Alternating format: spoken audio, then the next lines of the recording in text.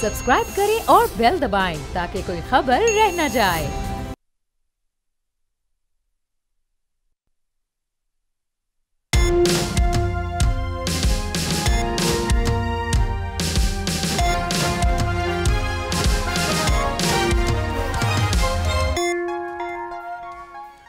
बिस्मिल्लाहिर्रहमानिर्रहीम, अस्सलाम वालेकुम। आप देख रहे हैं प्रोग्राम तब्दीली और मैं हूं आपका मेजबान सलमान मिर्जा। जनाबे वाला, ज्यादा पुरानी बात नहीं है। चेयरमैन तहरीक इंसाफ की यू टर्न्स के हवाले से जो मकबूलियत भी थी वो अपनी मिसाल आप थी। और फिर होता यह था कि खबरें हों या प्रोग्राम्स, एक तरफ चेयरमैन पीटीआई का साबका बयान होता था और बराबर में ही हालिया बयान होता था और कॉल ऑफ फेल के इस तजाद का खूब चर्चा भी होता था। मगर यू टर्न लेने वाले साहब को इस पर बिल्कुल भी कोई अफसोस नहीं था, बल्कि वो तो इसे लीडर की निशानी करार दिया करते थे। मगर opposition in you turns per खूब तनकीद किया करती थी। फिर वक्त बदल गया, हालात बदल गए, अपोजिशन हुकूमत में आ गई और यू टर्न्स वाली खसलत भी अपने साथ ले आई।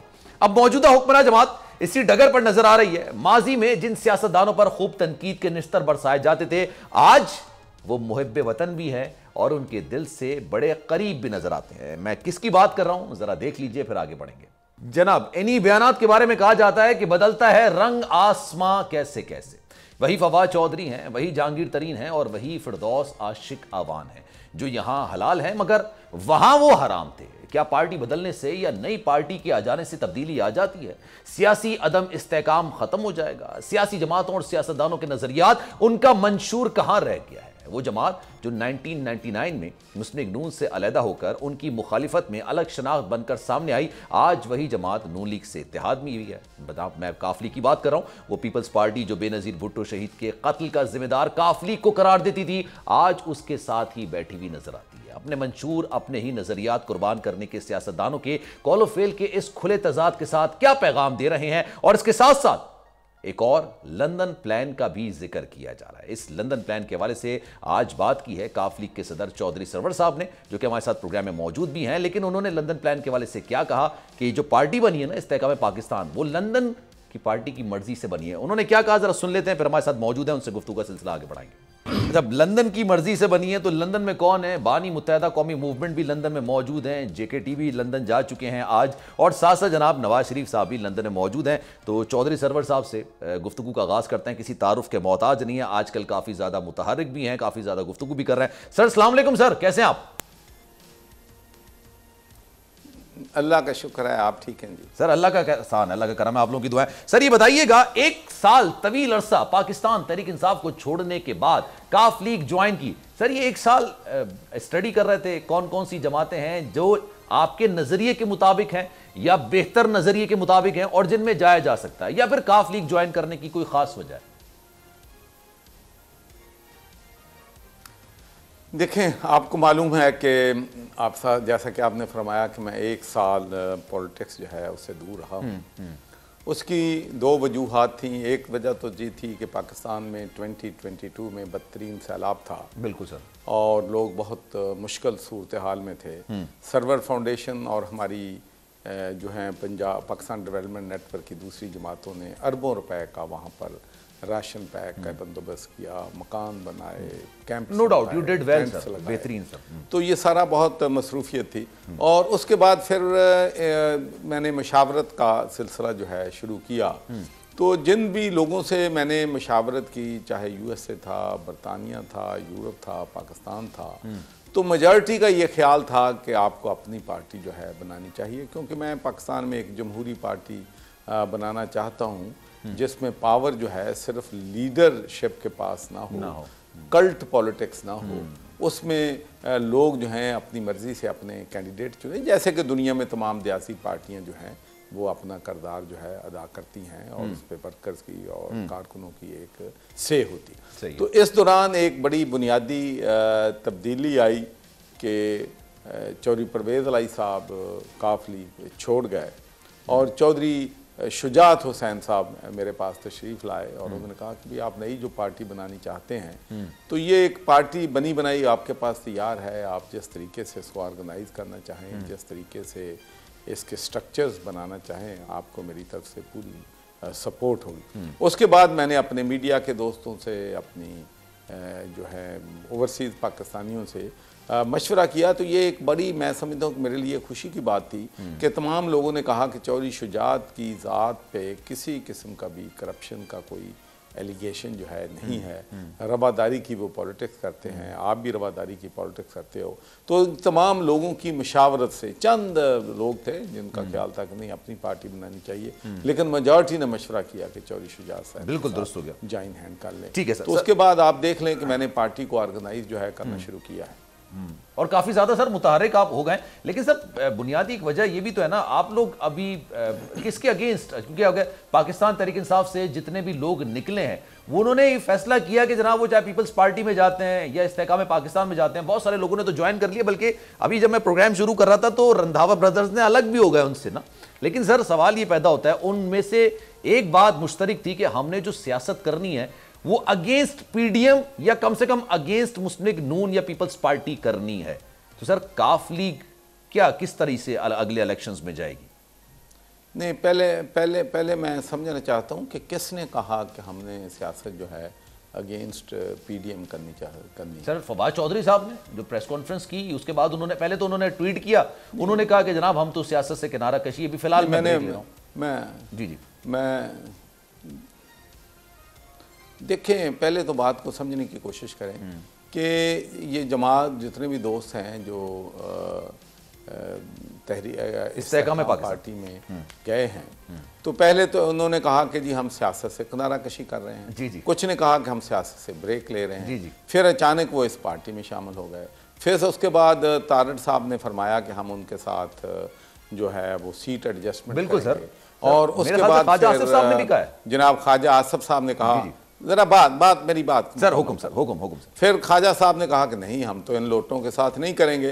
फिर अगले दिन कोई इशारा आ गया तो ख्वाजा आसिफ ने अपनी स्टेटमेंट तब्दील कर ली, उन्होंने भी कहा कि हम इनके साथ जो है वो एडजस्टमेंट करेंगे। तो फिर आप इसको एंटी पीडीएम पार्टी मेरी समझ से बाहर है कि इन हकायक को देखते हुए जो वो सीट एडजस्टमेंट का भी कह रहे हैं, और फिर पूरी दुनिया को मालूम है कि जनाब अलीम खान साहब मेरे भाई हैं, दोस्त हैं, तरीन साहब हैं, फिर अपने ओन चौधरी साहब हैं, फिर नुमान लंगड़ियाल साहब और ओन चौधरी साहब पीडीएम का हिस्सा हैं, और फिर इन तीनों लीडरों के बहुत ही खुशगवार ताल्लुकात, बहुत ही क्लोज ताल्लुकात लंदन से हैं।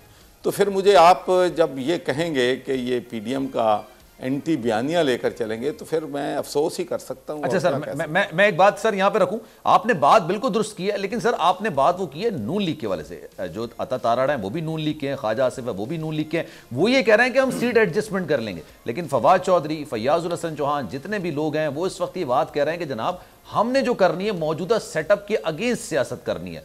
आपने वर्जन एक जमात का दिया जो कि नून लीग का, वो कह रहा है हम सीट एडजस्टमेंट कर लेंगे। दूसरी तरफ से वो कह रहे हैं कि जनाब हम अगेंस्ट पीडीएम। तो फिर आप ऐसे करें फिर आप नहीं फिर आप सवाल मुझसे करने की बजाय आपको तरीन साहब से पूछना चाहिए कि वो रूल आउट करें कि भाई हम बिल्कुल सीट एडजस्टमेंट नहीं करेंगे, हम इसकी जो है वो इनके बयानी के खिलाफ इलेक्शन।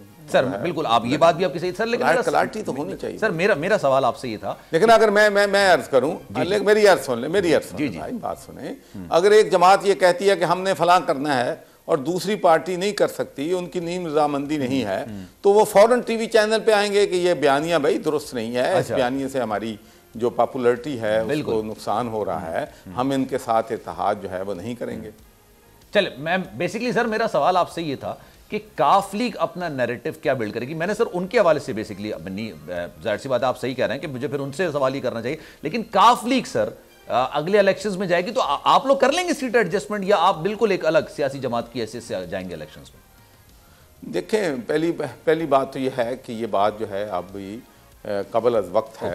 हम पार्टी में चौधरी शुजात साहब हैं, सालक साहब हैं, हम प्रॉपर तरीके से जो है वो मुशावरत करेंगे। जहाँ तक जो पॉलिसियों का ताल्लुक है, महंगाई का ताल्लुक है, अवाम जो हैं वो परेशान हैं। आपको मालूम है कि गवर्नर्स के हवाले से मैंने पीडीएम को पिछले दिनों तनकीद का निशाना जो है वो बड़ी सख्त तनकीद है, बिल्कुल। लेकिन अब फ्यूचर में क्या होगा, फैसला क्या करना है, इसीलिए मैं तो हमेशा जो मैंने पार्टी मेरा बनाने का, मेरा इक़्तिदार का तो मकसद ही नहीं है। मैं तो पहले दिन से कह रहा हूँ कि मैं इस पार्टी में इसलिए आया हूँ कि मैं इसको जमहूरी पार्टी जो है वो बनाना चाहता हूँ, इक़्तिदार मेरी मंजिल नहीं है। और मैं आपको बताना चाहता हूँ कि आज मैंने वहाँ पर मुस्लिम लीग हाउस में हमारा यूथ कन्वेंशन था। सिर्फ वो यूथ कन्वेंशन हमारे जो पाकिस्तान के प्रेसिडेंट हैं कामरान उस्मानी साहब, उन्होंने अरेंज किया था।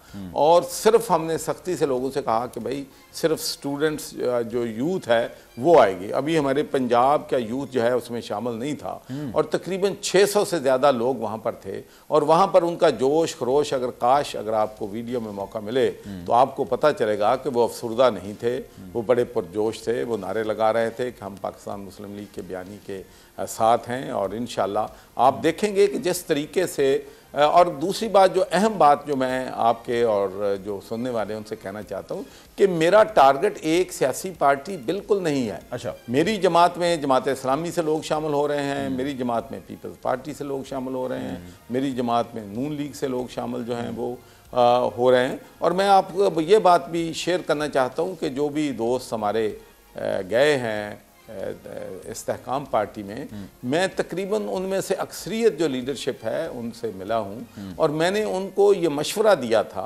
क्योंकि मशवरा तो आपको अच्छा ही देना चाहिए। जो भी आपसे पूछे, मैंने कहा देखें भाई, इस वक्त हालात नहीं हैं नई पार्टी बन के, लोग समझेंगे कि आप मौका परस्त हैं और लोगों का गुस्सा जो है वो आपकी तरफ होगा। और आप पूरे पंजाब में देख लें, मेरी तकरीबन जब पल्स पे हाथ है मेरा, आवाम के हर हलके के लोगों से मेरी बात होती है।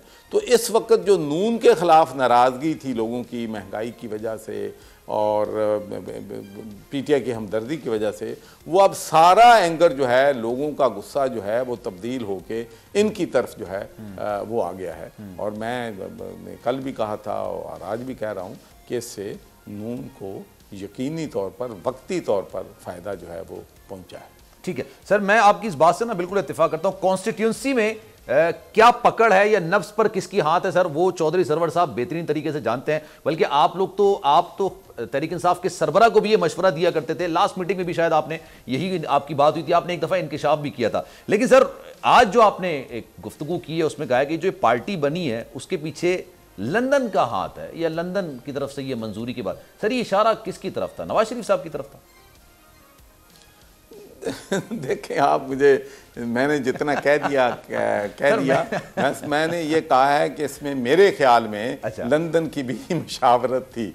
तो आप बेहतर अब आवाम को फैसला करना है कि अल्ताफ सैन से बात हुई है या और भी बहुत से लीडर जो हैं वहाँ पर होते हैं उनसे बात हुई है। तो ये कंक्लूड आवाम करें, मुझे प्लीज़ आप इतना ना आप पुश करें। अच्छा सर, हमारा काम तो सवाल करना ना, आप ना दें सर जवाब, कोई ऐसा मसले की बात नहीं। सर ये नई पार्टी जो बनी है, चले लंदन में 3 अहम लोग हैं, नवाज शरीफ साहब भी हैं, बानी मुत्तहिदा कौमी मूवमेंट भी हैं, JKT तो खैर उन्हीं की अपनी जमात है। सर ये किसका वोट बैंक तोड़ेगी in future, what do you think sir? देखें जी, इसका मैं आपको मिसाल देता हूं, चूंकि मेरा टोबा टेक्सिंग से ताल्लुक है और टोबा टेक्सिंग के तकरीबन 2 दर्जन जो PTI के सपोर्टर्स है उनसे मेरी आज और कल बात जो है वो हुई है।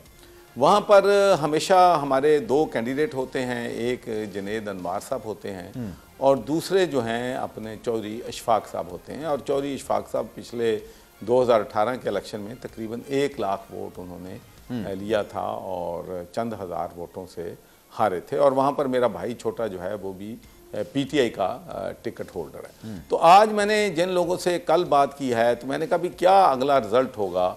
उन्होंने कहा जी अब रिज़ल्ट की सूरत हाल ये होगी कि नंबर 1 जो है वो तो अब नून जो है उनकी जीत जो है इस फैसले के बाद यकीनी होगी। अच्छा। तो फिर मैंने उनसे पूछा कि दूसरे नंबर पे कौन आएगा, तो उन्होंने कहा कि दूसरे नंबर पे PTI का जो भी कैंडिडेट होगा वो आएगा। और ये पार्टी जो है लोगों में इतना गुस्सा है कि ये हजरात जो हैं तीसरे या चौथे नंबर पे आएंगे। तो बाकी हलकों में भी कमोबेश यही सूरत हाल है। और दूसरी बात मैं आपसे एक और कहना चाहता हूँ, मैं एक पॉलिटिक्स जो है पंजाब की, मैं क्लेम नहीं करता कि मुझे अबूर हासिल है बलूचिस्तान की पॉलिटिक्स पे या सिंध की पॉलिटिक्स पे या KPK के। तो मैं 2013 में भी 18 में भी कोई मेरी प्रेडिक्शन जो है, पूरे मेरे दोस्त और मीडिया के लोग भी जानते हैं कि कभी मेरी प्रेडिक्शन जो है गलत नहीं हुई। तो मैं ये कहना चाहता हूँ कि लेट्स से कि कुछ सीटों पे इस्तेहकाम पार्टी की जो है सीट एडजस्टमेंट नून के साथ हो जाती, तो वहाँ क्या होगा? वहाँ ये होगा कि नून के लोग जो हैं वो भी इनको वोट नहीं देंगे, तो PTI वाले तो वैसे गुस्से हैं वो नहीं देंगे। तो मैं समझता हूँ कि जो भी कैंडिडेट हैं उनके लिए मुश्किलात जो हैं वो कई गुना जो हैं उनके लिए, उनके पॉलिटिकल करियर के लिए बढ़ गई। और सर आपने दावा नहीं किया, ये आपकी फरागदिली है, लेकिन मैंने आपकी बात से पहले ही कह दिया, कॉन्स्टिट्यूशन की कॉन्स्टिट्यूंसी की अगर होती है ना, हल्के के हवाले से जो सियासत होती है, आपसे बेहतर उसको कोई ज्यादा अच्छे तरीके से जानता नहीं, कम से कम पंजाब के हवाले से कोई बेहतर नहीं जानता। और आप जिसके हवाले से प्रिडिक्शन करते थे कि यहां पर आएगा, क्योंकि आपसे पहले भी मुलाकातें रही है सर, मुझे बहुत अच्छे तरीके से इस बात का अंदाजा है। लेकिन सर मैं अगर आने वाले पंजाब के इलेक्शंस की आप बात करूं, अब आप क्या प्रिडिक्शन करेंगे? What do you think sir, Punjab में कौन हुकूमत बना लेगा? देखें जी, साउथ पंजाब में तो मुकाबला होगा, उसमें जो है हमारी मुस्लिम लीग काफ वो भी वोट लेगी, इस्तेहकाम पार्टी जो है वो भी वोट लेगी, पीपल्स पार्टी भी वोट लेगी, नून जो है वो भी वोट जो है वो लेगी, और पीटीआई के लोग भी कुछ ना कुछ वोट वहाँ पर लेंगे। तो जहाँ तक सेंट्रल पंजाब का ताल्लुक है, तो सेंट्रल पंजाब में जो है डिफरेंट सूरत हाल जो है होगी, और अभी तक ये भी नहीं मालूम कि इत्तेहाद जो है वो किस किस का होगा और कौन कौन किस तरफ, लेकिन ये खिचड़ी पकेगी यहाँ। मेरा नहीं ख्याल कि कोई भी पार्टी वाज़ेह अक्सरियत जो है वो लेकर हुकूमत बनाने में कामयाब हो। तो सर फिर मैं अगर इस बात को अगर इस तरह से समझूं कि जो एक तरीके से कहा जा रहा था कि वोट बैंक को डिवाइड करना है, तो उसमें कामयाबी कहीं ना कहीं मिल गई है। हाँ जी, ये इस्तेहकाम पार्टी के क्या आपसे देखें, इमरान खान की सियासत ले लें, जैसा कि आपने कहा कि यू टर्न, और बड़ी उन्होंने गलतियां और बड़े ब्लंडर किए हैं।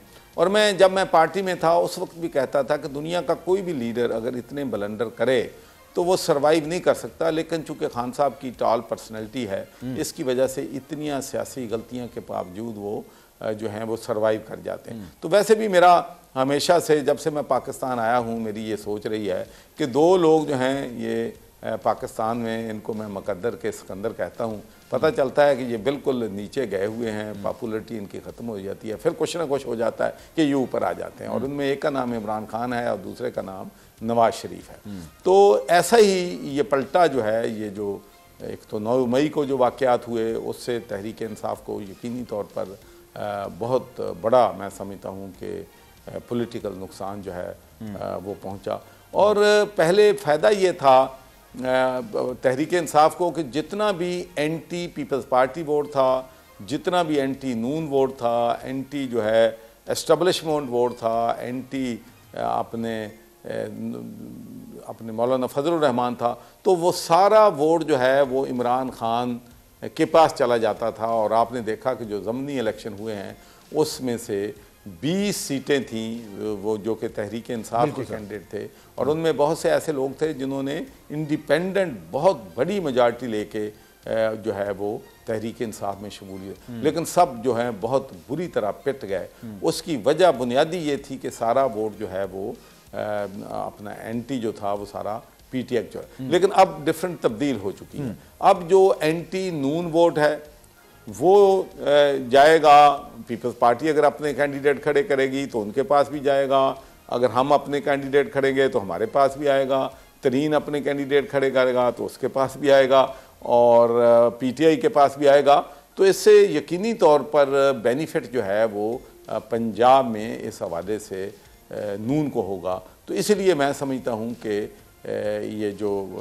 ये नई पार्टी बनी है, ये जो कुर्बानी आज जो है, मैंने एक और इंटरव्यू में कहा है कि जो पिछला इलेक्शन 12 मेरे ख्याल में जुलाई को हुआ था, और 17 जुलाई को जो है इलेक्शन थे, और उनमें 15-16 बेचारे पीटीआई के लोगों की कुर्बानी जो है हो गई थी। तो इस दफ़ा मैं समझता हूँ कि कुर्बानी से पहले कुर्बानी इन लोगों की हो गई है। अच्छा, सियासी तौर पे अब उनको इतना नुकसान अच्छा, हुआ है कि अब दोबारा मैं बिल्कुल आपकी बात दुरुस्त है सर। मैं आपसे ये भी सवाल करूंगा सर, आप क्योंकि हल्के की सियासत को आपसे बेहतर कोई नहीं समझ सकता, ये बात मैं आपको पहले भी कह चुका हूं, लेकिन सर अभी जो सारी सूरत हाल हो रही है उसमें पंजाब के अंदर शख्सियत पसंदी की जो सियासत है ना सर, वो बहुत आगे है। आपने देखा होगा सर कि तहरीक इंसाफ के सरबराह उस वक्त नहीं थे वहां पर, तरीके इंसाफ के सरबराह जो थे वहां पे पंजाब के इलेक्शंस में, लेकिन उनसे जो मुनहरिफ अराकीन थे वो वहां से अलग हुए थे, और अलग होने के बाद उनके लिए मुस्लिम लीग नून ने बाकायदा तौर पर इलेक्शन मुहिम चलाई थी। अब जब वो इलेक्शन मुहिम चलाई थी तो उसके बावजूद उनको वोट नहीं पड़ा था, और तहरीक इंसाफ के सरबराह ने जो भी कुछ किया, मतलब जो भी उनके कैंडिडेट खड़े किए थे, उनको वोट पड़ गए थे। तो क्या सर अब ये शख्सियत पसंदी की सियासत आगे बढ़ेगी, या वाकई में कैंडिडेट का भी अपना अमल दखल होता है कॉन्स्टिट्यूंसी में? देखें, एक तो यकीनी तौर पर पार्टीज़ का वोट जो है वो भी होता है, और मैं समझता हूँ कि पार्टी का वोट जो है इस वक्त मुस्लिम लीग नून के पास भी है, और उसके बाद पीटीआई के पास भी पार्टी का वोट है। पीपल्स पार्टी के पास जो है सेंट्रल पंजाब में कम है, लेकिन यकीनी तौर पर वोट उनका भी थोड़ा बहुत मौजूद है। और कंस्टिट्यूंसी में चौधरी शुजात साहब का, और अल्लाह के फजल करम से मेरा भी, मैंने जो है 5.5 साल गवर्नर हाउस के दरवाजे वर्कर्स के लिए, कारकुनों के लिए, लोगों के साथ खुले रखे हैं, और हर कंस्टिट्यूंसी में मेरा भी वोट जो है मौजूद है। लेकिन उसके बाद कैंडिडेट का अपना वोट, फिर लोगों की सोच उसमें इन्वॉल्व होती है कि कौन जो है, और जो पिछला जिस इलेक्शन की बात कर रहे हैं उसकी 2 वजूहात थी।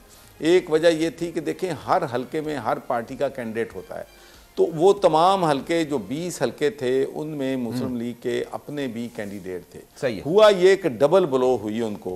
एक तो उनको मुनहरफ, गद्दार, ये लोटे, और ये एक बहुत शदीद प्रोपेगेंडा सोशल मीडिया पे हर जगह से चलाया गया, जिसकी वजह से इमरान खान को। लेकिन एक वजह और भी थी कि जो नून का कैंडिडेट था उसने सोचा कि अगर मैं इसको जिता दूंगा, मुझे ब्रेक का कहा जा रहा है सर, एक ब्रेक में ले लेता हूं, तो मेरी पॉलिटिक्स तो हमेशा के लिए फारग हो। दुरुस्त बात है, एक ब्रेक ले लेते हैं सर, ब्रेक के बाद वापस आएंगे, दीगर चीजों पर बात करेंगे। काफ लीग के वजीर आला के तौर पर अब किसका नाम आएगा? पहले तो परवेज इलाही साहब का नाम था, अब किसका नाम आएगा? हमजा शहबाज नून लीग की तरफ से पहले भी वजीर आला रहे, आगे भी वजीर आला के लिए कैंडिडेट वही होंगे, या आपको लगता है कि कोई और भी वजीर आला हो सकता है? एक ब्रेक लेता है, ब्रेक के बाद वापस आएंगे।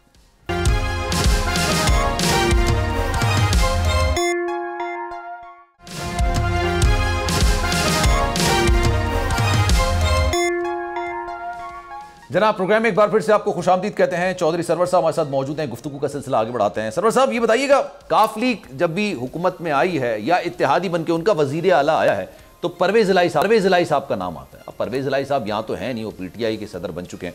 तो सर ये बताइएगा, अब अगर आपकी जमात पंजाब में इस पोजीशन में आ जाती है कि आप लोग हुकूमत बना लेते हैं, तो वजीर आला के लिए फिर कैंडिडेट कौन होगा? देखिए, ये मैं समझता हूँ कि सबसे अहम सवाल जो है आज आपने उठाया है वो ये है कि दुनिया की किसी भी जमहूरियत में, चाहे बरतानिया ले लें, यूरोप ले लें, अमेरिका ले लें, कोई और ममालिक जो हैं ले लें, कहीं ऐसा नहीं होता कि अवाम जो हैं उनको पता ना हो कि उनका मरकज़ में और सूबे में पार्लिमानी लीडर कौन होगा, यानी उनका वज़ीर आज़म और वज़ीर आला कौन होगा। ये सिर्फ पाकिस्तान में माशाल्लाह ये सूरत हाल पाई जाती है कि मुस्लिम पीपल्स पार्टी वाले नहीं बताते कि अगर वो इक़्तिदार में आए तो उनका कौन वज़ीर आला होगा, नून वाले नहीं बताते, और पीटीआई का आप जानते हैं कि 14 करोड़ का सूबा है और 54% ऑफ पाकिस्तान है। तो पीटीआई के ने मैंने बहुत कहता रहा कि भाई हमें अपना चीफ मिनिस्टर जो है इलेक्शन से पहले अनाउंस करना चाहिए। पंजाब के लोग ये डिज़र्व करते हैं कि उनको ये तो पता हो कि अगर हम इस पार्टी को वोट दे रहे हैं, तो क्या मुझे नहीं मालूम कि अगर पंजाब के लोगों को पता होता कि उनका वज़ीर आला उस्मान बुज़दार होगा तो फिर वो पीटीआई को वोट देते, या अगर मुझे पता होता कि मैं जो मेहनत कर रहा हूँ, दिन रात कैंपेन कर रहा हूँ, और मेरी कैंपेन के नतीजे में 14 करोड़ अवाम पर उस्मान बुज़दार ने मुसल्लत होना है, तो मैं भी अपनी जो है सियासी सोच जो है उसको देखता। तो यहाँ तक आपने मेरी पार्टी के बारे में कहा है, मैं आपको यकीन दिलाता हूँ कि इलेक्शन से पहले हमारी पार्टी जो है फैसला करेगी कि अगर पार्टी हमारी जो है इलेक्शन में जाती है, इलेक्शन हुकूमत करने का हमें मौका मिलता है, तो हमारा वज़ीर आला कौन होगा, लेकिन इसका फैसला पार्टी करेगी। बिल्कुल सर, ये सर आप ही की बात से एक और बात भी निकलती है, जो आपने बात की ना, बिल्कुल दुरुस्त बात, कि अगर हम वोट दे रहे हैं तो हमें पता होना चाहिए कि हमारे वज़ीर आज़म का फेस कौन सा होगा, कौन होगा जो हमारा वज़ीर आज़म बनेगा, और कौन होगा जो हमारा वज़ीर आला बनेगा। इसके साथ ही हमने इलेक्शंस में जाना चाहिए और वोट देना चाहिए। लेकिन सर एक और बुनियादी सवाल भी तो है ना, हमारी जितनी बड़ी सियासी जमातें होती हैं, बड़े ओहदे, मैं सीएम की बात कर रहा हूं, मैं पीएम की बात कर रहा हूं, सर ये तो अपने खानदान के अंदर ही होते हैं। तसव्वुर नहीं हो सकता कि ये बाहर जाए। मुस्लिम लीग नून में आप देख लें सर, वजीर आजम हमजा शहबाज, वजीर आजम जो शहबाज शरीफ साहब हैं और वजीर आला पंजाब हमजा शहबाज हैं, और उनके अलावा कोई मिलता नहीं है सर। शाहिद खाकान अब्बासी को वजीर आजम बनाया था, लेकिन किन हालात में बनाया था ये भी कहा गया था कि कुछ मुद्दत के लिए बना रहे हैं। और फिर मेरी जब उनसे बात हुई तो उन्होंने कहा कि मैंने इस पर नाराजगी का इजहार किया कि क्या आप लोग बकिया टेन्योर के लिए 2018 से पहले अपने खानदान से बाहर वजीर आजम किसी को नहीं बना सकते?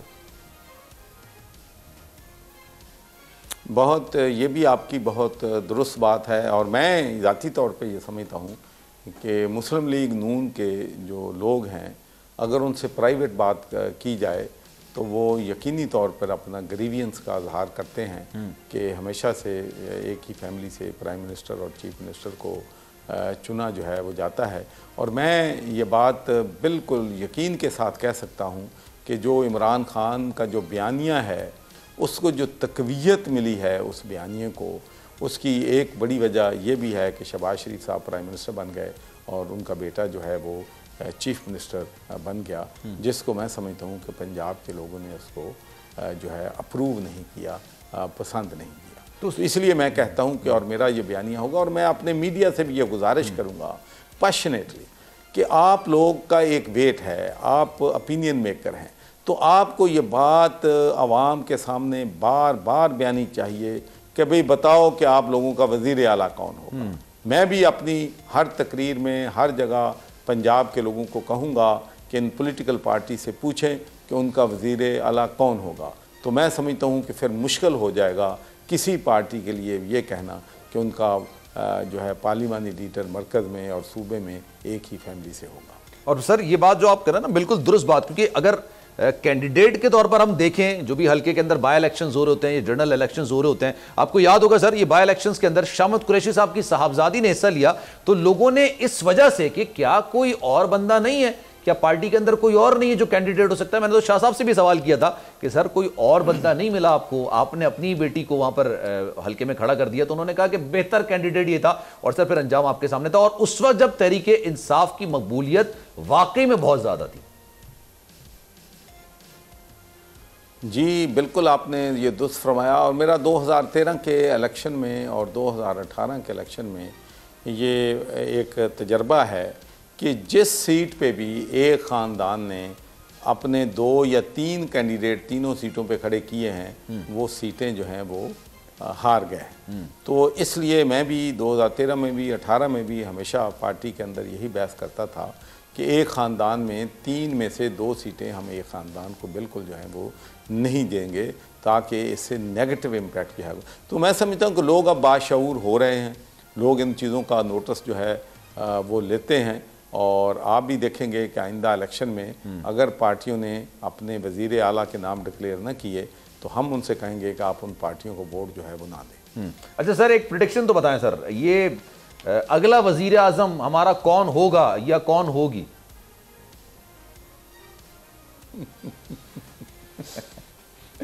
देखें, ये कहना अभी कबल अज़ वक्त है। एक तो ये है कि अभी तक बहुत क्लियर नहीं है कि पाकिस्तान तहरीक इंसाफ का जो पॉलिटिकल फ्यूचर है वो क्या होना है। क्या इलेक्शन में इमरान खान की लीडरशिप में उनकी कैंपेन को वो लीड करेंगे, या वो लीड करने की पोजीशन जो है वो नहीं होंगे, वो डिस्क्वालीफाई होंगे या डिस्क्वालीफाई नहीं होंगे। तो एक बहुत बड़ा ये सवालिया निशान। तो जहाँ तक मुल्क की सियासत है उस हवाले से मैं आपको बता सकता हूँ कि सिंध में मेरे अपने ख्याल में पीपल्स पार्टी जो है पहले से ज़्यादा सीटें जो है वो लेगी। और बलूचिस्तान में भी मैं समझता हूँ कि पीपल्स पार्टी को कुछ ना कुछ शेयर जो है वो मिलेगा। और साउथ पंजाब में भी कुछ ना कुछ सीटें निकालने में पीपल्स पार्टी जो है वो कामयाब हो जाएगी। तो सर, तो ये बड़ा ज़बरदस्त मुकाबला है पीपल्स पार्टी में और नून में, कि मेरा ख्याल में ये अंडरस्टैंडिंग है और होना भी यही चाहिए कि जो पार्टी जो है पार्लिमान के अंदर जिसके पास लार्जेस्ट नंबर हों, उसको राइट होना चाहिए कि वो अपना वज़ीर आज़म जो है वो बना ले। तो सर, पंजाब में पीपल्स पार्टी इतनी स्ट्रांग हो रही है, आपने कहा सिंध में भी वो ज़्यादा सीटें ले जाएगी, तो सर पीपल्स पार्टी पंजाब में अगर स्ट्रांग होगी तो सर वो काफ लीग के लिए ख़तरा तसव्वुर की जाएगी या नहीं, या इत्तेहादी तसव्वुर की जाएगी? नहीं, पीपल्स पार्टी को हम हमेशा कभी भी ख़तरा इसलिए नहीं समझते कि वो एक मैच्योर पार्टी है और हमारा जो है कोई ऐसा इशू नहीं है कि उनके साथ हमारा कोई वोट जो है उसमें हमारा कोई क्लैश जो है वो नहीं है। हमारी मुस्लिम लीग का हमारे जो कैंडिडेट्स हम इंशाल्लाह मैदान में उतारेंगे वो इंशाल्लाह हम वो जीतने में कामयाब होंगे। हमारा ये तो टारगेट नहीं है कि पंजाब में हम बहुत ज़्यादा सीटें ले लेंगे, लेकिन इंशाल्लाह एक साइजेबल नंबर जो है MNAs और MPs की सीटें जो हैं जो हम टारगेट करेंगे और इन टारगेट सीटों पे भरपूर तरीके से इलेक्शन लड़ेंगे और इंशाल्लाह इस पार्टी को एक बड़ी पार्टी बनाएंगे। सही है सर, बिल्कुल आपने बात दुरुस्त की है, लेकिन सर एक सवाल ये भी पैदा होता है ना, इस दफ़ा भी अगर काफ लीग इलेक्शंस लड़ती है तो क्या वो इलेक्टेबल्स पर ही भरोसा करेगी? क्योंकि आपने UK का जिक्र किया, USA का जिक्र किया सर, अब पंजाब की सियासत कुछ इस तरह की है कि वहां पर बरादरियों का वोट है, कौमों का वोट है, तो सर आप लोग भी अगर इस सारे मामले को तोड़ने की कोशिश करें, आप कह रहे हैं कि जनाब ऐसा नहीं होना चाहिए, शख्सियत पसंदी नहीं होनी चाहिए, तो सर फिर इस तरह से आप इलेक्टेबल्स पर इन्हिसार करेंगे या नहीं करेंगे? देखिए, पहली बात तो यह है कि अगर इलेक्टेबल्स की तरफ ही जाना होता तो मैं भी ये जो हमारे थे लोग उनमें से कुछ लोग जो हैं अगर मैं ले सकता था, लेकिन मैं आपको ये कहना चाहता हूँ और लोग इस बात को जो है जिन लोगों को मेरी बात हुई जो है तहरीक इंसाफ के, तो मैंने उनको कभी किसी को नहीं कहा कि आप मेरी पार्टी में आ जाएं।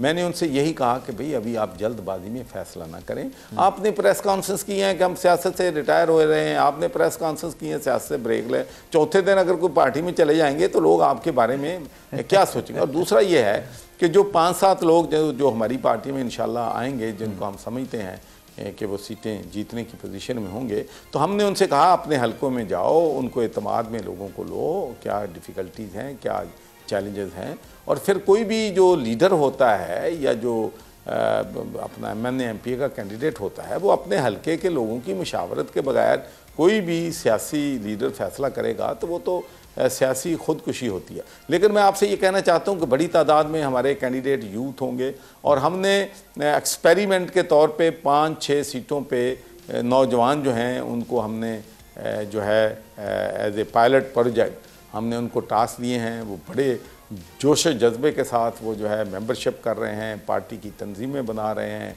और वो पार्टी के वोट जो हैं वो मोमेंटम बना रहे हैं। तो इंशाल्लाह हम मोमेंटम जो है हमारा मोमेंटम अगला इलेक्शन जो हमारी डिवाइडिंग लाइन है, हमारी डिवाइडिंग लाइन ये है कि जो लोग इक़्तिदार में आने के बाद MNA MPA के बनने के बाद डेवलपमेंट फंड से जो है वो पैसे अपनी जेब में डालते हैं, जो लोग मुलाजमतें मिलें तो जो कोटा मिले तो उनको अपने रिश्तेदारों में तकसीम करते हैं या वो नौकरियां जो हैं उनको बेच देते हैं, बाकी जो पॉलिटिकल पोस्ट होती हैं वो देने के लिए उनसे करोड़ों रुपया जो लोग लेते हैं। तो हर शख्स को पता है, कम से कम मैं पंजाब में कह सकता हूँ कि उनका MNA MPA दयानतदार था नहीं था, चोरी करता था नहीं करता था। तो मैं तो लोगों को एक ही पैगाम पाकिस्तान के देना चाहता हूँ कि अगर आप समझते हैं कि पार्टी का जो है कैंडिडेट्स जो हैं आपके सामने हैं वो चोर हैं या वो पैसा कमाते हैं, तो फिर आप उन लोगों को वोट ना दें, आप उस शख्स को वोट दें जिस पर करप्शन का कोई धब्बा नहीं है, जो करप्ट नहीं है। क्योंकि जब तक हम करप्ट लोगों को सियासत से नहीं निकालेंगे तो उस वक्त हमारा ना मुआशरा ठीक हो सकता है, ना हमारा मुल्क आगे तरक्की कर सकता है। और आपने बड़ी अहम मसालें दी हैं और पाकिस्तान की सबसे मैं समझता हूँ कि अगर बड़ी बदकिस्मती है वो ये है कि अगर कोई शख्स जो है कोई वक़्त था कि जब लोग जो थे काफ में जाते थे मुशर्रफ के दौर में तो वो पहले बेईमान भी होते थे, करप्ट भी होते थे, उनके ख़िलाफ़ केसेस भी होते थे, लेकिन फिर नैब ने एक लॉन्ड्रेट लगाई हुई थी कि उसमें से निकालती थी और लोगों को क्लीन ईमानदार बना के फिर वो काफ में ले आती थी। फिर एक वक्त ऐसा आया कि जब हवाएं जो थीं वो नून की तरफ जा रही थी तो वे फिर सारे लोग जिनको करप्ट कहते थे वो इस वॉशिंग मशीन से गुजारते थे, तो वो जो हैं वो नेक पाक जो हैं वो हो जाते थे। तो मैं समझता हूँ कि ये सिलसिला अब बंद होना चाहिए। इस कौम के साथ बहुत मजाक हो चुका है, इस मजाक के हम और मुतहम्मल नहीं हो सकते। सर 30 सेकंड से मेरे पास सर मैं चाह रहा हूं दो चाहे चीजों वो मेरी पार्टी में है, बिल्कुल बिल्कुल सर, दो चीजों पर जवाब देना है। नवाज शरीफ साहब इस साल वापस आएंगे, इस साल इलेक्शंस हो पाएंगे, आपको लगता है लेवल प्लेइंग फील्ड जो बात की जा रही है वो हो गई है? सर प्रिसाइजली अगर आप इसका आखिर में जवाब दें। देखिए जी, मेरे अपने ख्याल में जो मेरी अपनी सोच है, 13 अगस्त से पहले पहले पार्लियामेंट जो है डिज़ाल्व होनी चाहिए। इलेक्शन जो है वो कॉन्स्टिट्यूशन आइन के मुताबिक जो है वो होने चाहिए। और मेरा ख्याल है कि अगर इलेक्शन हुए तो नवाज शरीफ मुल्क में वापस आएंगे। ठीक है sir. Sir thank you so much for your time. Chaudhary साहब बहुत अच्छा लगा सर आपसे बात करके, thank you so much for your time. और साहब ने कहा कि जनाब उनको लग रहा है कि इस दफ़ा इलेक्शंस जो हैं वो इस साल जो बात की जा रही है वो इलेक्शंस अपने टाइम पर होंगे, और जब इलेक्शंस होंगे तो नवाज शरीफ साहब भी वापस आ जाएंगे। एक ब्रेक ले लेते हैं, ब्रेक के बाद वापस आएंगे तो शर्जील इनाम मेमन साहब हमारे साथ मौजूद हैं। कराची की सूरत हाल पर कुछ बात करेंगे। मेयर कराची के हवाले से फैसला हो जाएगा 15 तारीख को कि कौन बनेगा कराची का मेयर, इस हवाले से डिटेल में बात करेंगे। एक ब्रेक के बाद वापस आते हैं।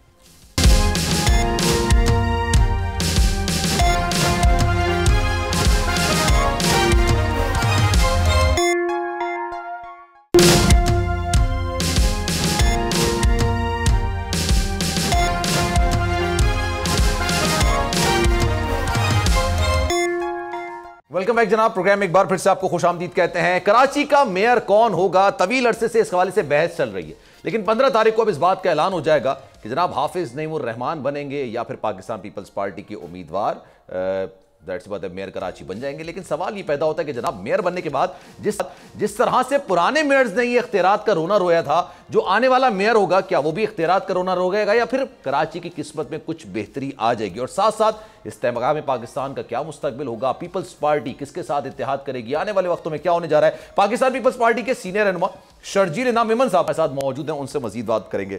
शर्जील साहब अस्सलाम वालेकुम सर, कैसे हैं आप? वालेकुम जी, अल्हम्दुलिल्लाह। सर 15 तारीख को क्या मैं हाफिज नईमुर रहमान या मुर्तजा वहाब? इंशाल्लाह जी, मुर्तजा वहाब साहब जो है वो पीपल्स पार्टी के उम्मीदवार है और 15 तारीख को वही आपको मेयर की तरफ सामने नजर आए। और हाफिज नईमुर रहमान साहब ने वैसे कहा है कि सुप्रीम कोर्ट जा रहे हैं वो धांधलियों के हवाले से, गुमशुदगियों के हवाले से, तो आपको लगता है कि ये इंतखाब फिलहाल स्टे आ सकता है इस पर या ऐसा कुछ नहीं होगा? नहीं, ऐसा कुछ डिले नहीं आ रहा, इंतखाबात अपने टाइम पर होंगे। चलें ये बात हो गई। अच्छा सर दूसरी बात, मैं थोड़ा इस्तेकाम पाकिस्तान में मौजूदा सूरत हाल, आपका एक वसी तजुर्बा रहा है सर, ये इस्तेकाम में पाकिस्तान नई सियासी जमात वजूद में आई, इसका मुस्तकबिल आप क्या देख रहे हैं? आपने तो तवील अरसे सियासत की है माशाल्लाह, अभी भी एक्टिव हैं, तो आप क्या देख रहे हैं सर? अभी वजूद में आई है, इन फ्यूचर क्या हो सकता है इनका? देखिए जी, गैब का इल्म तो सिर्फ खुदा को पता है, मुझे नहीं पता कि फ्यूचर किसी का क्या है। फ्यूचर के बारे में मुझे अपना फ्यूचर नहीं पता। सियासी तज्जिया तो होगा ना सर? हाँ जी, सियासी तज्जिया ये कि जी पहले इस तरह के तजुर्बे हो चुके हैं, अब देखें कि ये तजुर्बा के कब तक कामयाब जाता है। अच्छा तो सर ये जो लोग एक एक करके टूट के जा रहे हैं, कुछ लोगों ने पाकिस्तान पीपल्स पार्टी को भी ज्वाइन किया है, लेकिन माजी में जिन लोगों ने पाकिस्तान तहरीक इंसाफ में रहते हुए पीपल्स पार्टी या काफ लीग या नून लीग के लिए हार्ड लाइंस इस्तेमाल की थी, what do you think sir, उनके लिए रास्ते भी खुले हैं पीपल्स पार्टी में? देखिए वो जैसा डिसीजन पीपल्स पार्टी लीडरशिप करेगी, जाहिर है जो इलेक्टेबल्स रहे हैं और जिन्होंने हमेशा अपने इख्तिलाफ का दामन को कायम रखा है, तो डेफिनेटली पीपल्स पार्टी के लिए दरवाजे उनके लिए खुले हुए हैं।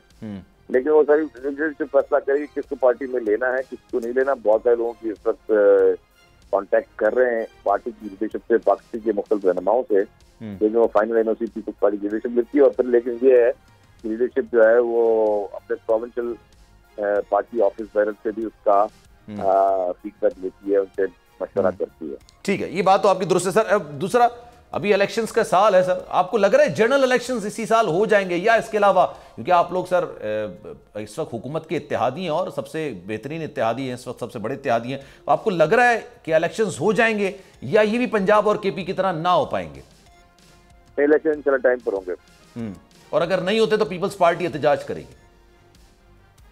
देखें एहतजाज नहीं करेगी, पीपल्स पार्टी इलेक्शन करवाएगी।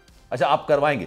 अच्छा सर मैं दोबारा फिर कराची की सूरत हाल पर भी बात कर लेता हूं सर। बजट पेश किया गया है, अब केपी और पंजाब में तो ये कहा जा रहा है कि जनाब ये फिलहाल 3-4 महीने का बजट है। विफाक के बजट को कुछ माहिरीन कह रहे हैं कि जनाब ये 1 साल का बजट नहीं है, ये 3-4 महीने का बजट है। आप लोग भी इलेक्शंस में जाएंगे तो आप लोगों ने क्या ये सोच के बजट दिया कि 4 महीने का बजट दे देते हैं, या नहीं आपने कहा नहीं जनाब पूरे साल का बजट ही होना चाहिए?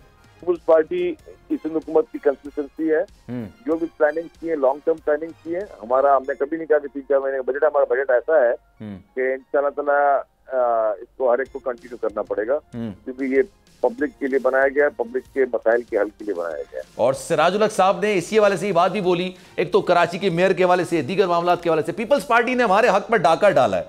सर कहां, कैसे, किस तरह डाका डाला आप लोगों ने? देखिए, वो सियासी बयान तो हमें देना है, कुछ ना कुछ देना है ना।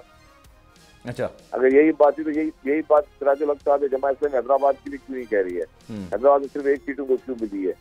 कराची में भी जो भी सीटें उनको मिली है जमात इस्लामी के बाइकआउट की वजह से मिली है। जनरल इलेक्शन में जमात इस्लामी वोट क्यों नहीं पड़ते? सिर्फ ये बलदात इंतखाबात जिसमें एमक्यूएम ने बाइकआउट किया तो एमक्यूएम की सीटें इन्होंने ली है, और क्या किया? तो सर ये अक्सर बेशतर माजी में इल्जाम लगाते ना कराची के जो मेयर्स थे कि भाई पीपल्स पार्टी हमें काम करने नहीं देती है। तो अगर लेट सपोज अगर मुर्तजा वहाब साहब नहीं बनते, हाफिज नईम रहमान साहब बन जाते हैं, लेट सपोज अगर इसको अज्यूम करते हैं, तो सर फिर आगे वर्किंग रिलेशंस कैसे रहेंगे अगर इतने सख्त इल्जामात लगेंगे? तो एक तो पीपल्स पार्टी का ही मेयर बनेगा, दूसरी बात है कि अगर आपकी बात मैं पकड़ लूंगी कि लेट सपोज अगर वापस लेट सपोज कर लेता हाँ, तो भी वर्किंग रिलेशनशिप जो है वो बहुत अच्छे होंगे। सर कैसे, मतलब इल्जामात तो ठीक ठाक है ना, मेरा सवाल ये कि कैसे हो जाएंगे? देखिए, इल्जाम क्या करना, हमें काम करना है ना, आपने पब्लिक के लिए काम करना है, आवाम के लिए काम करना है। इख्तियारात भी बेतहाशा है। मेयर को जो है मुख्तलिफ बोर्ड का चेयरमैन बनाया, मुख्तलिफ कमेटी का चेयरमैन बनाया। मैं समझता हूँ कि कोई इशू नहीं होगा। और कोई बातचीत हो सकती है कि कराची का मेयर हमारा बन जाए, हैदराबाद का मेयर उनका बन जाए, ऐसा हो सकता है कुछ? नहीं, क्यों? तो जब पीपल्स पार्टी बात की तो कौन अपनी सीट छोड़ता है जी? तो आवाम आपको चाहती है तो आप कैसे अपना मैनेज किसी और को उठा के दे देंगे? लेकिन सीट एडजस्टमेंट तो इसी को कहते हैं ना सर, फिर मतलब होता है ना, सीट एडजस्टमेंट नहीं कराती है। अच्छा, लेट सपोज अगर आप लोग अगले इलेक्शंस में जाएंगे तब भी सीट एडजस्टमेंट नहीं होगी किसी के साथ, या अभी जो मौजूदा हुकूमत है उनके साथ ही इलेक्शंस लड़ेंगे? इलेक्शन में सीट एडजस्टमेंट अलग बात है, यहाँ मैंडेट तो क्लियर है ना, यहाँ आपके पास एक्सपीरियंस अदबी हवाले से आपके पास क्लियर एक्सपीरियंस है, जरूरत ही नहीं है। अच्छा सर, अक्सर और बेशतर ये इल्जामात भी लगाए जाते हैं और कहा जाता है कि जनाब गवर्नेंस की बात आप कर सकते हैं कि पीपल्स पार्टी की गवर्नेंस नहीं है सही, करप्शन के भी इल्जामात लगते हैं। मैं सही और गलत की बात नहीं कर रहा, इल्जामात की बात कर रहा हूं। लेकिन आइन के मामले में कभी भी पीपल्स पार्टी के वाले से कहते हैं कि जनाब आइन की जब बात आती है तो पीपल्स पार्टी सामने आ जाती है। सर ये जनरल इलेक्शन में जो आपने इलेक्शन करवाने की बात की, ये पंजाब और केबी में पीपल्स पार्टी की विफाक में, जाहिर सी बात आपकी विफाक में आपकी तो नुमाइंदगी नहीं है, लेकिन पीपल्स पार्टी की जो विफाक के नुमाइंदे उन्होंने क्यों नहीं कराया? फिर देखिए जी, इंतखाबात हमने नहीं कराने थे, वहाँ पे इलेक्शन कमीशन ने कराने थे। अभी भी यहाँ पे भी इलेक्शन कमीशन ने पूरे पाकिस्तान में इंतखाबात करवाने और इलेक्शन कमीशन ने भी एक माहौल देखना है। अभी आपने बताया 2 महीने पहले होते इलेक्शन होते तो आपने 21 अरब रुपए खर्च करने थे। अभी फिर आपने अब पूरे मुल्क की इलेक्शन के लिए आपने 44 अरब समथिंग रखे हैं, तो वो फिर 61 अरब हो जाते हैं। अब वही 2 महीने इंतजार करने के बाद वही चीज अगर 40 अरब रुपए में हो रही है तो 20 अरब रुपए जरूरी था कि आपने जो है वो आग में डालना है या पानी में फेंकना है। क्या हमारा मुल्क ये चीज अफोर्ड कर सकता है? क्या आप इस तरह के एडवेंचर करते रहे? जब आपके एक काम, जब पूरे मुल्क में एक ही दिन इलेक्शन होना चाहिए, सब कह रहे थे कि पूरे मुल्क में एक दिन इलेक्शन होना चाहिए। अगर पंजाब असेंबली का भी इलेक्शन उस दिन होगा, नेशनल असेंबली का भी इलेक्शन उस दिन होगा, तो एक ही दफा वोट देने जाए। ये थोड़ी कि 2 अभी जाए फिर नेक्स्ट टाइम जाए और फिर इतना खर्चे सबके सेपरेट किए जाए, सिक्योरिटी पे सेपरेट खर्चे हों, बैलेट पेपर्स की रसाई तक और ये डीआरओ सारा। और सर अगर ये बात आपकी बिल्कुल दुरुस्त है, 2 महीने के गैप पे दोबारा कराई जाए, ये बात आपकी दुरुस्त है। लेकिन सर अगर, क्योंकि मईशत के हालात अभी इसाक डार साहब भी कह रहे हैं प्लान बी है, लेकिन मैं मीडिया में नहीं बता सकता। लेट सपोज अगर माशी हवाले से इमरजेंसी उन्होंने नाफिज की तो फिर वो भी कहेंगे कि सूरत हाल ऐसी हम नहीं करा सकते अभी। तो नहीं जी, मैं आपको कहा कि मैं कुछ भी फ्यूचर की कोई प्रेडिक्शन नहीं देता। अच्छा। लेकिन बेहतर यही होगा कि हर चीज हल ये इलेक्शन हो और अपने टाइम पर इलेक्शन हो और जो भी पार्टी एक्सपीरियंस लेती है वो अपनी मुआशी पॉलिसी ले, वो मुल्क को आगे संभाले, आगे लेके चले, मुल्क के मसाइल हल करे। और अभी आपको लगता है कि पाकिस्तान पीपल्स पार्टी इस पोजीशन में है कि सिंध समेत दीगर सूबों, पंजाब की मैं बिलखुसूस बात करता हूँ, और विफाक में मेजोरिटी हासिल कर सकती है? पीपल्स पार्टी अपनी पूरी कोशिश कर रही है। लोगों का रुझान भी आप देख रहे हैं। आप देखा कि मुल्तान की इलेक्शन पीपल्स पार्टी जीती, अब देखा मलीर की इलेक्शन पीपल्स पार्टी जीती, अभी कश्मीर की इलेक्शन पीपल्स पार्टी जीती है। तो लोगों को समझ तो है कि जी असल डेमोक्रेटिक पार्टी कौन है जो कि लोगों के मसाइल के हल के लिए बाकायदा काम कर सकती है। अच्छा सर, आप क्योंकि बिलावल भुट्टो साहब के काफी ज्यादा करीब हैं, मैं अगर आपसे सवाल करूं, फवाद चौधरी साहब, शामत कुरैशी साहब आपकी पार्टी से निकल के गए, दोबारा राब्ता किया पीपल्स पार्टी में आने के लिए अभी जो सारा मामला हुआ उसके बाद? मुझे इल्म नहीं, मैं खामा कोई गलत बात कह दूं, मुझसे ना किसी का राब्ता है, उसका किसी ने अगर मुझसे ऊपर लेवल पे किसी से बात की हो तो की हो, मेरी इल्म में नहीं है। पिछले दिनों सर सोशल मीडिया पे खबर आई थी ये कि फवाद चौधरी साहब ने राब्ता करने की कोशिश की जरदारी साहब से, लेकिन मना कर दिया था। अब अंदर की इंसाइट तो होती है ना कि इन लोगों से बात नहीं करनी। अब मुझे ऑनेस्टली स्पीकिंग नहीं पता, मैं बैठा हूँ कराची में, जरदारी साहब वगैरह लाहौर में, तो मुझे उसका नहीं पता। शर्जी साहब, thank you so much for your time, बहुत शुक्रिया आपके वक्त का। लेकिन जनाब 15 तारीख को इस बात का डिसीजन हो जाएगा कि कराची का मेयर कौन होगा, हाफिज नईमुर्रहमान साहब होंगे या मुर्तजा वहाब साहब होंगे, इस बात को डिसाइड कर लिया जाएगा 15 तारीख को। और पीपल्स पार्टी काफी ज्यादा पुरुमीद है, जैसा कि आपने मुलाजा किया। शर्जील साहब ये कह रहे थे कि जनाब मेयर हमारा ही होगा और उसके बाद फिर काफी ज्यादा चीजें, वर्किंग रिलेशंस बेहतर हो सकेंगे। अगर हमारा मेयर नहीं भी होता तब भी वर्किंग रिलेशंस बेहतर हो सकेंगे। विफाक ने भी अब अपना बजट पेश कर दिया है। बजट के अंदर जो चीजें रखी गई हैं बज़ाहिर ऑन पेपर्स बहुत अच्छी नजर आती हैं। 3.5 ग्रोथ रखी गई है, वो भी अचीव होती है नहीं होती है अपनी जगह पे, लेकिन जो सियासी अदम इस्तेहकाम था पिछले महीने के बाद से अब सूरत हाल में काफी ज्यादा बेहतरी आ रही है। और इस तरह से अगर सियासी इस्तेहकाम आएगा तो ही मईशत का इस्तेहकाम आएगा। अगर रोडों पर सब चीजें नॉर्मल होंगी, अगर पाकिस्तान नॉर्मली आगे बढ़ता रहेगा तो मईशत भी आस्ते आस्ते बेहतरी की तरफ जाती रहेगी। इलेक्शंस का साल है, सभी जानते हैं कि जनाब आज इस साल इलेक्शंस होने हैं। और अगर इलेक्शंस हो जाते हैं, क्योंकि जो बजट पेश किया गया उस बजट में कुछ चीजें ऐसी हैं जो कि ऑन पेपर अच्छी लग रही हैं लेकिन ऑन ग्राउंड वो अचीवेबल नहीं है। इसीलिए कहा जा रहा है कि जनाब अगर जो हुकूमत आती है वो मिनी बजट भी लेकर आएगी, एक और बजट भी लेकर आएगी। लेकिन जनाब लेट्स सी, देखते हैं कि आने वाले वक्तों में क्या होने जा रहा है। लेकिन सबसे अच्छी सूरत हाल ये है कि इस्तेहकाम आ चुका है, सियासी तौर पर इस्तेहकाम आ चुका है। एहतजाज की सूरत हाल खत्म हो चुकी है। यह पता चल गया कि जनाब इस साल इलेक्शन होने हैं, यह पता चल गया कि जनाब नई हुकूमत आएगी तो उसके बाद फिर सूरत हाल मजीद बेहतर होती चली जाएगी। तो जनाब सलमान मिर्जा को दीजिए इजाजत, की रही सेहत रही आपकी दुआएं, नहीं तो इंशाल्लाह आपसे फिर मुलाकात होगी। ख्याल रखिएगा अपना, अल्लाह हाफिज।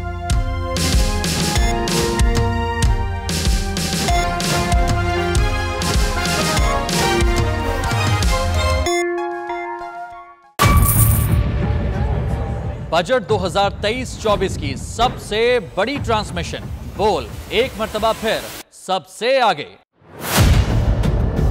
वजीर खजाना की बजट तकरीर की सबसे बड़ी कवरेज, 62% अवाम ने देखा बोल की स्क्रीन पर। Welcome back to the budget transmission. सबसे बड़े पैनलिस्ट और रिपोर्टर्स की बड़ी टीम ने बजट के लम्हे लम्हे की अपडेट से किया बाखबर अपनी आवाम को। गुजरात रज़ाक में यूं कह रहा हूं कि एक तरफ ये ख्वाहिश है कि लोगों को रिलीफ दी जाए, क्योंकि इलेक्शन सर पर है तो कोई ऐसा बजट दे जो पॉपुलिस्ट हो। क्योंकि बोल रखता है खबर के हर पहलू पर नजर, बोल है सबसे आगे सबसे पहले। सब्सक्राइब करें और बेल दबाएं ताकि कोई खबर रह न जाए।